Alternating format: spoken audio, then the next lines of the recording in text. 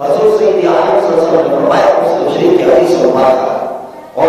فرمایا کہ جو توبہ ہے وہ رب کائنات کو اتنی پسند ہے کہ سنسان علاقے میں جنگل میں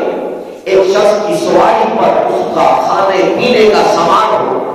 وہ کچھ دیر کے لیے آرام کرنا ہو اور جب اٹھے اپنی سواری کو نہ پائے، اس سامان کو نہ پائے، بھوک کی شدت ہو، پیاس کی شدت ہو، وہ سواری کو تلاش کر رہا ہو، دائیں بائیں پھر رہا ہو اور اسے وہ سواری نہ ملے جس پر اس کا سامان ہے کھانے پینے کا، اب اسی شدت میں بھوک اور پیاس کی شدت میں وہ سو جاتا ہے۔ جب سوتا ہے صرف اس تناظر میں کہ اب موت کے سوا اور کچھ نہیں مل سکتا،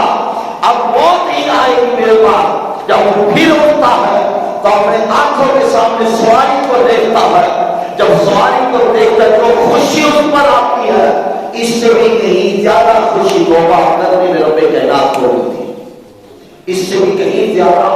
خوشی کرنے خوشی رب کائنات کو ملتی ہے۔